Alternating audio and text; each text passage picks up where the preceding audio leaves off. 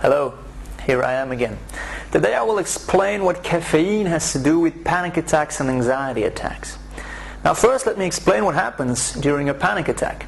When you are having first the symptoms that you sense in your body, for instance you sense that you're a little bit nauseated or you're a little bit dizzy or your heart is pounding just a little bit too hard to be normal, at that moment you sense those symptoms and you get scared of them. Now I'm sure you know what the fight or flight response is. The fight or flight response is simple. You're walking in the jungle and you say, oh man, the jungle is pretty, look at those flowers, especially those there in orange and white, and my God, it's a tiger! And you see it's a tiger, and at the moment that you see that it's a tiger, whew, you get some adrenaline through your body. It pumps just in an instant entirely to your body to prepare you to fight the tiger, which I suggest you don't try, or to flight, to run away from the tiger.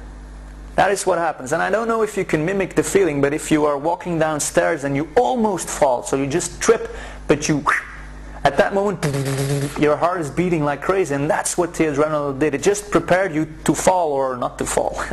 So you're in the jungle and you got the tiger right in front of you, and at that moment the adrenaline goes through your body. It prepares your heart. Your heartbeat goes up so you're ready to run. Your blood gets sucked away from your internal organs that are not needed to fight or flight, so your digestion is stopped. You might feel a little bit nauseated, but that is not going to worry you, since you just got to focus on the tiger that is standing and smiling there and looking at his meal. And you will get some dizziness maybe. You will purely be ready to fight or flight.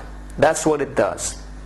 Now it's great and it can save your life, of course, but the problem is that your brain in this case sees that tiger and knows, okay, there is a tiger, and you say that to yourself, there's a tiger, so it's normal that I'm scared. I mean, you're not, when the tiger is in front of you, you will probably not say, oh my God, my heart is beating like hell.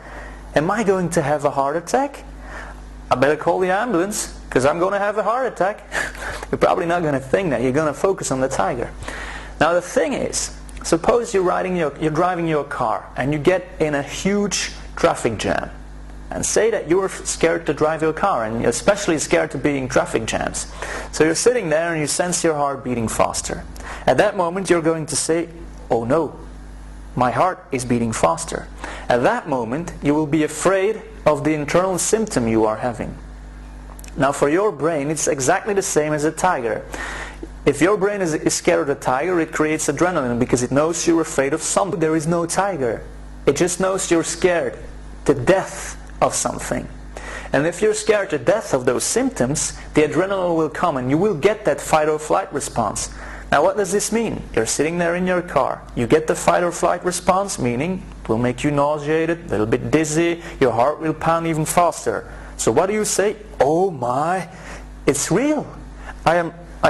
This is a serious problem, making you even more scared. And when you're more scared, there will be more adrenaline in your body, and that way you get the vicious circle. And the vicious circle will, every time you are afraid of the symptoms, pump more adrenaline, make you more afraid, bam, bam, bam, and you get a full-blown panic attack. That's how it works. Now, what does the caffeine have to do with this? Caffeine is a stimulating substance that mimics adrenaline in your body. It is a lot less powerful, of course, but it still acts the same way. It is a stimulant and it is a pro-oxidant.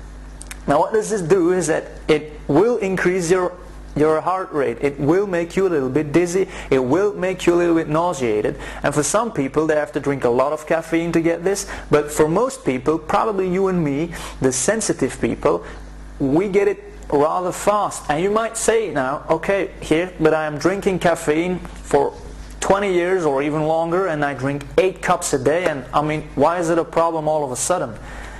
For some people they are resistant at first, and then all of a sudden they do get the panic attacks because of the caffeine. Because it's simple. If you drink the caffeine, you get all those symptoms, and then you have to be very, very strong not to start worrying about them. And if you worry about them, you start that vicious circle. So it's better to take away the root cause, the caffeine, so you simply don't get the symptoms at all. If I would drink 3 cups of caffeine, 3 cups of cappuccino right now, I would get all those symptoms. And because I have survived my panic attacks and because I know how to deal with them, I can simply say, okay, it's normal here that you're feeling this because it's simply because you drank those 3 cups of cappuccino, and that will already make my mind at ease and will stop further adrenaline in my body. But what happens if you have this and you are not really sure that it's because of the caffeine you just drank? You say, oh my God, I'm getting these symptoms here. Am I going to die? Is there something wrong with me? And because you think that, you get the real product, the adrenaline in your body, and you start that circle. So what I would suggest you do for the following weeks is just to trust me. Try to prove me wrong. Try to prove me wrong and stop the usage of caffeine. Don't stop all of a sudden, but slowly decrease, otherwise you will get some tension headaches, and if you do get them, they are normal and they are just because you are stopping with a poison. And just follow my advice for 3 weeks and see what it does to your body. See what it does to your sleep at night. See what it does to your life in general. And if I'm wrong, you can start again. But all of the people that stop caffeine because they listen to me, they never commence again.